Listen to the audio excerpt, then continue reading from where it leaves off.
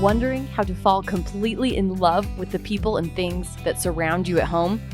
I've spent the last 15 years studying how and where families thrive and what relational and house characteristics ignite us with that homey feeling.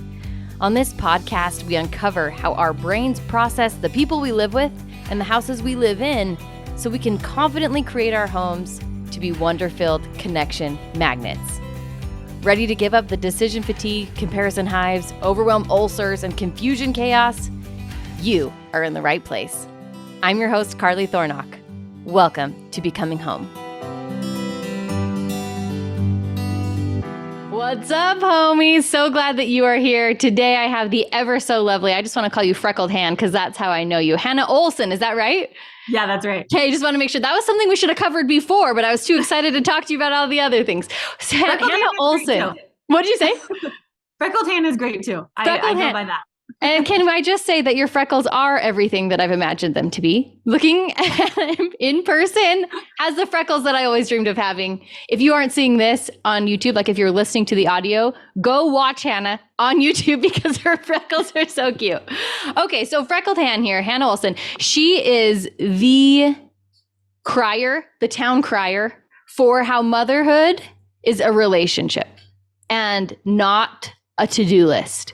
And we're going to be talking about this, diving deep today, because this is one of the most essential things anybody can ever learn. Hannah, thank you so much for your work in the world and for being here. Thank you so much. Wow, that was quite the intro. I'll take it. You are all those things. Okay, tell all the people about your family and motherhood and all your background, everything you want them to know. So my business is called Redefining Motherhood. And it kind of grew from a place where I'd been married for a couple of years. I was about to graduate from college, and I always knew that I wanted to have a family. Someday I wanted to have kids. And then all of a sudden I was pregnant, like a few years before I had anticipated. And even though like there was really no problem with the timing, like I said, I was married, I was graduating from college, like everything was happy and good. I immediately felt this sense of loss, this sense of dread, this sense of anxiety, like so many things, just even from seeing that positive pregnancy test, like I kind of felt like my life was over in some ways. And I went into this state of mourning. Like I felt like, okay, yes, like this is a noble thing. This is what God wants from me. This is, the sacrifice that I'm supposed to make for me. But I kind of felt like it required me to put all of the things that I was excited about, like on the shelf for indefinitely until a couple decades. Yeah, totally. Yeah, exactly. And I was honestly dreading it and just like really sad about it. And again, it was like, I knew I was going to have to do this someday. I knew I was going to have to put all this away someday, but I thought I would have a couple more years to live my life before this, So I already had this really negative dialogue happening in my head. And then everybody that I talked to, like all my peers that had kids, totally added fuel to the fire. Oh, and isn't that the truth? To be fair to them, it was like, I think so many women, especially like have this dream of what motherhood is going to be for them, what's going to look like, what it's going to do for them, namely fulfill them. Okay. That's kind of what we're taught. Namely the erroneous thought error. Right. And then when that doesn't happen, they feel like this duty to like prevent other people from feeling that pain that they felt. And so it's like, they feel like they need to prepare you. That's how I felt. It was like, so many people were just like all the time, like, but has anybody really told you how hard this is going to be? And yeah. Like, yes, freaking every day of my life. Like nobody has anything good to say about it. All I'm hearing is say goodbye to your sleep, say goodbye to your date nights with your husband, say goodbye to, your body. Your body. Yeah, literally all the things. And I was like, this freaking sucks. Like being a mom is literally the worst thing that's ever happened to me. My child's not even born yet. And I hate this. And why, like, it got to the point where, I was crying all the time, hormones add on top of all this. Right. And I was just crying to my husband, like, why do people even have kids? It literally seems miserable. Everybody hates it. Why do people have kids? And he didn't have an answer for me, even though deep down he was really excited about being a dad, but he knew that wasn't the time to bring that up. Okay. So fast forward, my daughter is born. And it was like, there was this disconnect because I totally understood what everyone was saying. And it wasn't like anybody was inherently wrong, you know, Yes. like this nursing is hard, not sleeping is hard, you know, all these things, like, yeah, they were hard, but like, were they motherhood? It wasn't quite this, it just didn't make sense. And because I got it in the sense that it was like, okay, this is cool. Like this relationship that I'm building right now, like this is cool. And I definitely see the reason why people want this now. Yeah. But all the other stuff, like something didn't add up.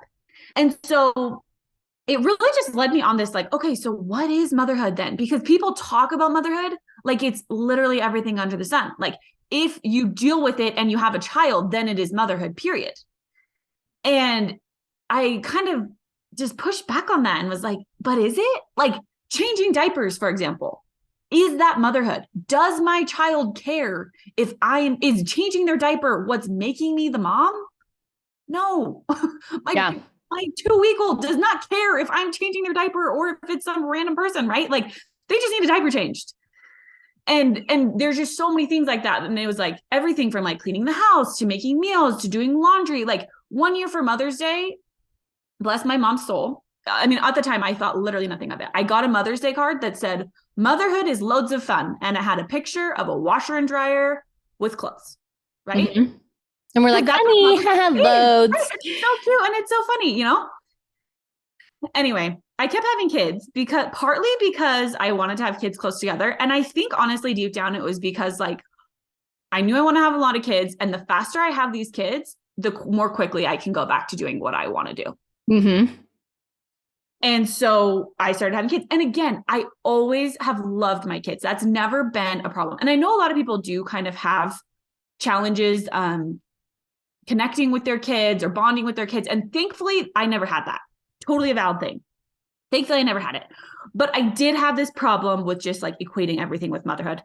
And eventually, I just started being really, what is the word? Really particular, I guess, about the messages that I would hear about motherhood and just kind of like filtering them and thinking, wait, is that motherhood? Like, do I have to do that to be a mom? I was like, no. And most of the time the answer was no.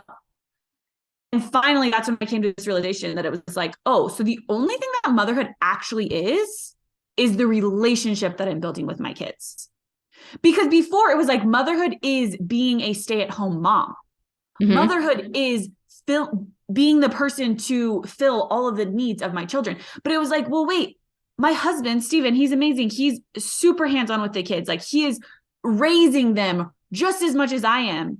And yet he's not home most of the day. Right. So and he's still their dad.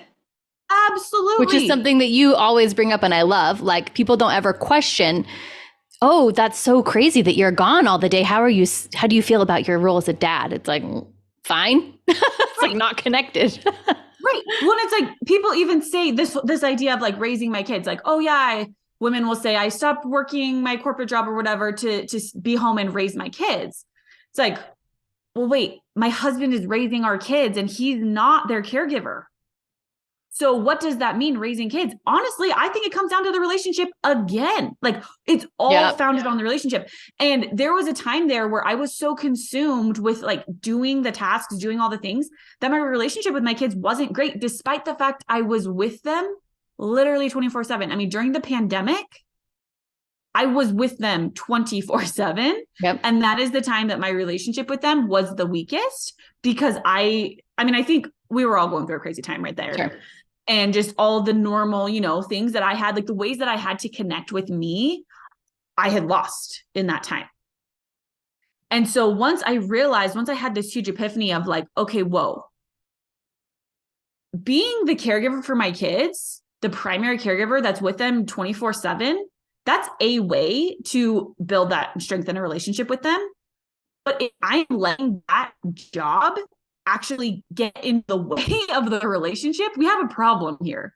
Oh, it's so good. Let's repeat that again. Say it again. I just realized that if I was letting the job of being the caregiver for my children get in the way of the relationship, there's a problem. There's totally a problem. And this is when we start griping about things like the dishes aren't done and the house isn't dusted 4 times a week. And then we start being angry at our children because they are the ones making it messy again. So it's where it's breeding grounds so for confusing. resentment. 100%. Yes, it is. Oh my gosh, I love this so much. And thinking that our house and our performance in the physical world around us is equal to our relationship is the same thing. It is an enmeshed amoeba. It is so damaging, and not because these things are bad at all. They're not. They're great. Like dust, all you want. I don't even care. But if you think that that's what's making you a good mom, you're going to find that your cup is continuously empty. It just isn't true. It's not true. A does not equal B. Totally. And on the flip side, if you're looking to your children also to fulfill you in that sense, like that's their job, that's also going to make some weird dynamics. That's weird. Yeah. Right. But yet, I mean, I was taught that, like, oh yeah. I was too. Comes from being a wife and mom. Right. But then when you really break that down, you're like, okay, once you realize motherhood is a relationship, if you were looking to another person, any other relationship to fulfill you, that would be considered a red flag, right? That's like the definition of codependence. Mm-hmm. We expect, a 2-month-old, 5-month-old, 2-year-old to take on that role. And then we wonder, something's wrong with me. I was supposed to feel fulfilled by this and I don't. What's wrong with me? There's this this is a video that I saw in college, and it was a bunch of guys making fun of the co-ed girls, and they're like, I don't want anything for lunch. I just inhaled a big gust of air on my way in. It's the same sort of thing. Like if we are trying to fill ourselves up on air and expect to feel full, we're not going to. And this is the same way. Like relationships don't work like that. Okay, so let's talk about what motherhood is not, and then we can talk about what motherhood is and like how to actually connect with what will fill us up. So what is motherhood not, Hannah? Okay, so the main thing that I see that there's the disconnect is just thinking of motherhood as caregiving. Like how often do we hear people say, I don't feel like momming today? Yep. What does that mean? That means I don't feel like being the one with my children today. I don't feel like making the lunches today. I don't feel like, solving the fights today. I don't feel like all this stuff, which you might not feeling like you might not be in the mood to do those things. And that's perfectly valid. But when you're calling it momming, that's when we have a problem, because guess what? You are their mom, even if you're in Hawaii without them, because it's based on a relationship. So you don't have to be doing those things to be their mom. Are you following? I'm totally with you. And even we could say that people who are doing a bad job at being a mom are still being a mom. Bad job. Like if you are, I don't know what, like in jail, emotionally unavailable, any of these things, we say like my mom is in jail, like still the mom, still qualified. The qualification is the relationship, right? Yes. Or even maybe more relatable example would be like if you're really sick, like maybe you have a chronic illness, or maybe you're like pregnant and super sick and you physically can't get out of bed for one reason or another. You're still the mom, even though you can't be doing the physical tasks for that time, right? Absolutely. This was my mom growing up, actually. She was in bed since I was 10 years old. And she was such I feel like the relationship was so strong. I didn't care less whether she was out of bed or not. I know she did, but like I just sat on her bed and talked to her. I didn't care. And she was the mom, like our relationship was still strong. I can see that, like as you're speaking, I'm like, yeah, that's totally true from a child's perspective. And on the flip side, you can be doing literally all the things. Your house could be immaculate. You could be making 5-star meals. You could be doing all the carpools. And yet if you're not actually building the relationship, what is it for? What is it for? Exactly. Because you're missing the huge part of it. So that's the big one. Caregiving is not motherhood. And really, like, it takes people a long time to break that one down, because we are so conditioned to think those simultaneously. Mm-hmm. But the really easy way, in my opinion, to be able to see it is just think about fatherhood. Like, do people say that about fatherhood? Do men wake up and say, I don't feel like dadding today? I don't hear that very often. I mean, maybe, but like the metrics that we're using, like, do fathers also use these metrics? Again, there are other metrics that, like, and societally, people might say someone's a good dad or good dad by how much money they make. And that's ridiculous too, right? Yeah. So I'm not saying that we have figured it out for fathers, but I am saying like dads know that if they're connected in that relationship, that's the most important thing. Women have a hard time recognizing that because so much of the giving and the mental load, that kind of stuff tends to fall on women. And so we feel like if we're not doing all of those things, then we're not showing up well as a mom, which does not have to be true at all. That's so liberating. This is the same difference as your house is not your home. It's part of it. Like you can include your house in your home if you want to, but also you can live in a trailer in the middle of the desert and feel like you have a home. You can still be a mom and do it however you want to. The tasks, the physical things, the jobs, the to-dos, the time is meant to fulfill the relationship.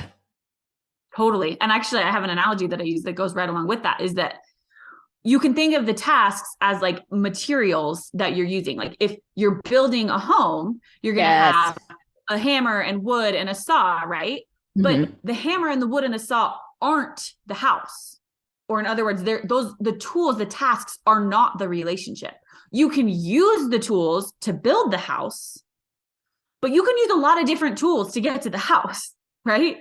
You don't have to use these specific tools that, you know, your neighbor or your mom used. You can find the tools that you like. When you shared that on Instagram, I think I watched it like 4 times in a row.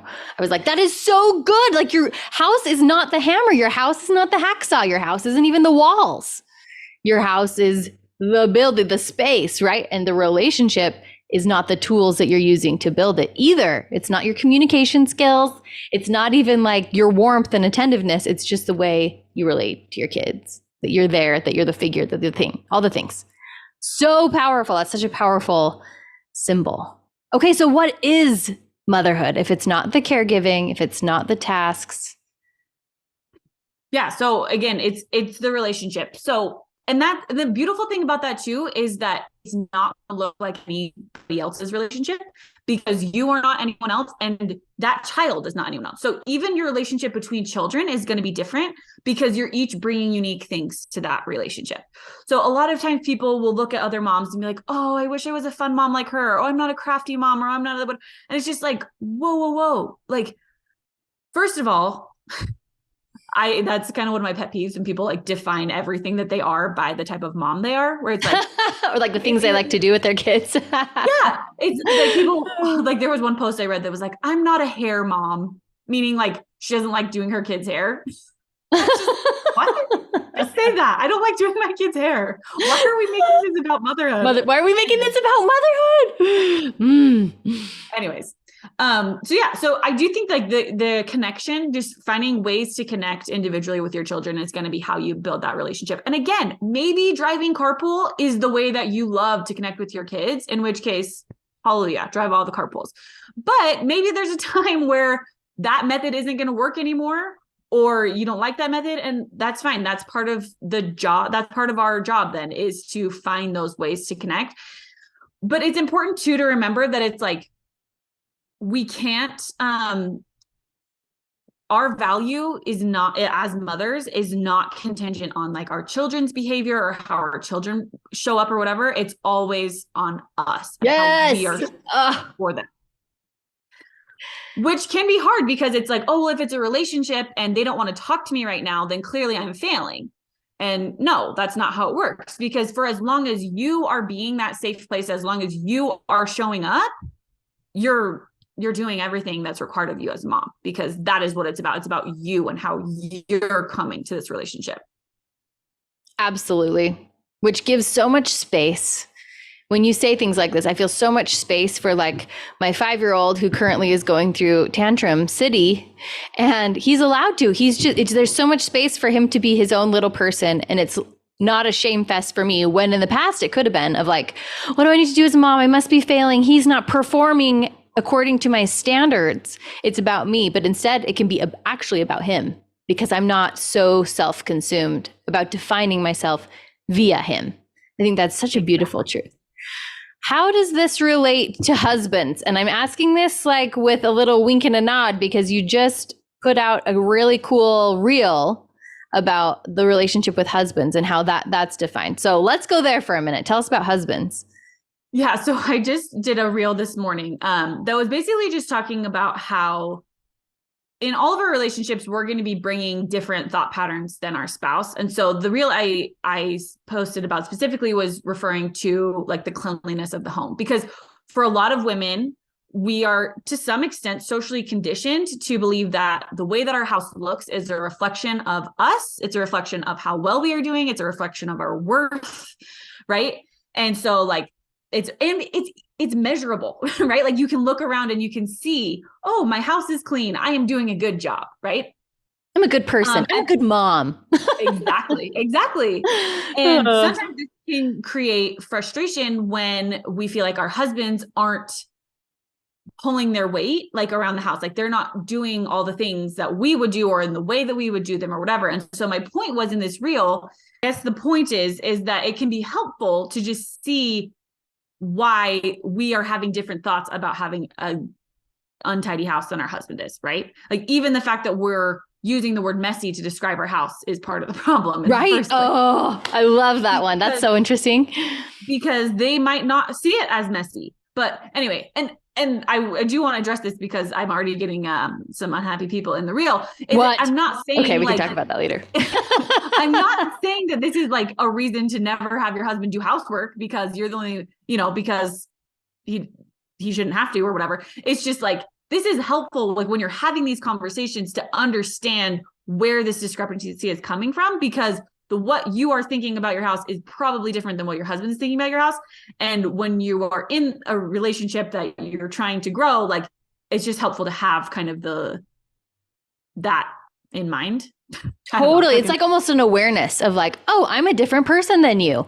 And you don't care if there's dishes in the sink. And I do. It's not because you're bad. It's not even because you're a man. It's just really because we're different people. And society's gender roles are really, really interesting of how they dance with these concepts. But you're completely right on.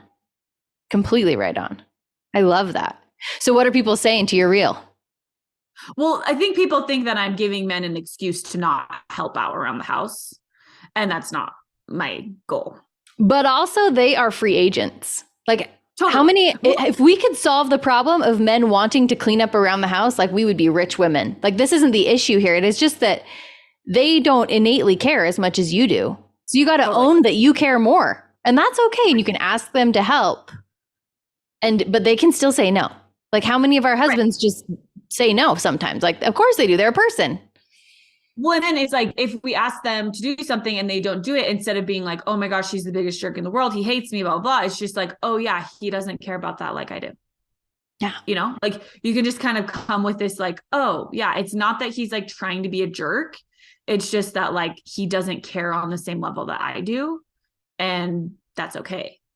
Totally okay. Oh, I love that so much. And I think that a lot of marriage strife would be circumvented if we could give each other that benefit of the doubt. I feel like women see the same thing maybe in the bedroom, maybe around sports, where we're like, it's not that I don't love you, it's just that I don't want to watch another football game. And usually dudes are kind of like, whatever, okay, I'll watch by myself because this is what I want to do. And I don't need you to like need it, but we want our husbands to want to vacuum. Totally. And that's fine. And we can have those conversations, but we can't ever like implant the seed of wanting in somebody else.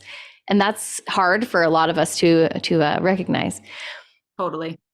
Well, and even, I mean, I just wish I had understood when I got married, like, oh, wait, my husband can't actually make me feel anything. Like I am choosing to feel these things, right? Because how different of the conversation would it be? And even with our kids, like, I feel like people do this all the time with kids, like, oh, you're making me mad, or, oh, you're doing this. And it's just like, whoa, hold on. That's not how it works, actually, which is pretty mind blowing when that's a new concept for you. Oh, yes. And we say this verbally to our children, or at least I hear it a lot of, even it will come out of my mouth and I don't even recognize it until after I've said it, of like, that's making me really disappointed. I feel really frustrated with you because you blah, blah, blah, blah. When really the truth is, I feel frustrated that there's milk on the floor because I'm interpreting that to mean that I have to clean it up and then I have to go to the grocery store. And I just extrapolated 27 things off of this one instance that happened. There's nothing about milk that makes me anything. Right, exactly. So where do you see this the most with people? Where do you see them getting tripped up? Of course, with the caregiving, but are there any like specific instances where you get a lot of resistance when you're like, it's not about that, it's about the relationship? Does it blow up anywhere? One thing that I've been talking about a little bit, just like with my coaching clients, is like making kids do chores is not actually motherhood. Like making your kids do anything is not motherhood, which I feel like that one's kind of a hard thing for people to wrap their brain around, because it's like, well, no, like I have to teach them responsibility. And we have this idea that making kids do chores teaches them responsibility, which maybe it does, maybe it doesn't. Right? I think it doesn't. I think responsibility is something they learn that can be taught in a lot of different ways. What do you think, Anna? I agree with you. And I think the problem is that we have this idea that when our kids comply, it means they're learning the thing that we want them to learn. Right. So it's like, but when you break it down, like we're really just looking for compliance. We're not looking for responsibility. So like the chores example, right? It's like, oh, I want you to, like, you need to do this and this and this. And again, I'm not saying never like your kids can just do a free fall or whatever, but it's like when your kids don't do their chores, what are you making that say? You know, like what are you bringing to that conversation of like, you have to do this? It's like, do I think it's a helpful thing for everyone that lives in the household to contribute to the household? Absolutely. Like, I'm not saying that they don't need to have any sort of expectations of them, but I am saying, like, I think more often than not, these things turn into power struggles, which are then hurting the relationship more than anything. And it's like, well, what is the point actually? Like, what is the goal then? If it's just compliance and we're turning it into a power struggle, like how is that actually teaching responsibility? Mic drop. 100 mic drops. This is so good. You guys need more of Freckled Hand in your life. Go to freckledhand.com right this second. And you have a free training up that I'm seeing here. Tell us about this. So that training kind of talks you through separating the relationship from the job. A lot of the people that I talk to specifically are stay-at-home moms, but even if you're not a stay-at-home mom exclusively, there are just so many things that get piled under motherhood that are either the physical labor or the mental labor that we just tend to take on as women. And so one of the first exercises that I think is really helpful for people to do is really just like see a visual list of like, okay, what am I taking on? And then recognizing none of this is motherhood. This is all things that I'm doing. And great, I might love them or I might hate them, but either way, they are not the relationship that I have with my kids. Can I use them to strengthen that relationship? Sure, great. If that's what you're doing, great. But also, are they hindering that relationship? Because if so, let's figure out how and let's not do that anymore.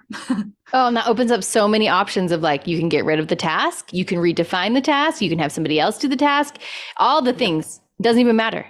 Okay. And there's no mom guilt anymore, right? Because No. You're not like feeling like this part of your motherhood is being taken away. It's like, oh, well, that was never motherhood, so who cares? So I don't have to do it. I love it. And it almost feels like this is hidden. Like this is the secret that nobody actually talks about, is like, you don't have to do anything. Like we're afraid, like our friends are afraid, or we as a society are afraid that if we just had great relationships, that everything would go to pot and our children would be in the streets selling drugs. Like, I don't know. What do you feel like we're afraid of here? What are we trying to control? So much of parenting is rooted in fear, I think. I mean, so much, especially in motherhood specifically. I mean, just everything, like every part of it in our society is rooted in fear. And again, it comes back to the idea that your children, everything that they do is a reflection of you. And it's hard to not fall into that trap because that's what we've been told, right? And for good and for bad. It's like when our kids do good things, great, we get to feel proud. And when they do bad things, then we feel ashamed. But the problem is that, you know, if you take the good, you have to take the bad. And neither of that is actually helping you or your kids. So good. You guys, some of the things on this list is potty training. Oh my gosh, that spoke to my soul. Car maintenance scheduling, family outings, taking out the garbage, keeping inventory of home goods, decorating, of course. And you need this list because the list goes on. And some of these things you're thinking, like I'm going through this and I'm like, well, if somebody doesn't plan the birthday, isn't that part of my job? Because I have children, we plan a birthday party. And it is not. It's so good. So go sign up for this. You can follow Hannah at Freckled Han on Instagram. And is there anywhere else where you love to be that the people need to know about? I am a little bit on TikTok, but mostly Instagram. TikTok and same handle? Yeah. Actually, it's the real Freckled Han on TikTok. Someone else already had Freckled Han on TikTok. It was so sad. The imposter. The real Freckled Han on TikTok.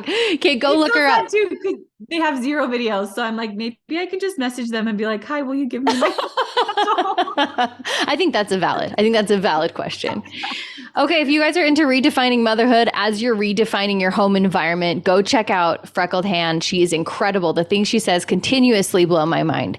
Thank you so much, Hannah, for being on our show. And everybody out there, go try something that came to your mind today. And I hope you make a huge mess. Talk to you soon.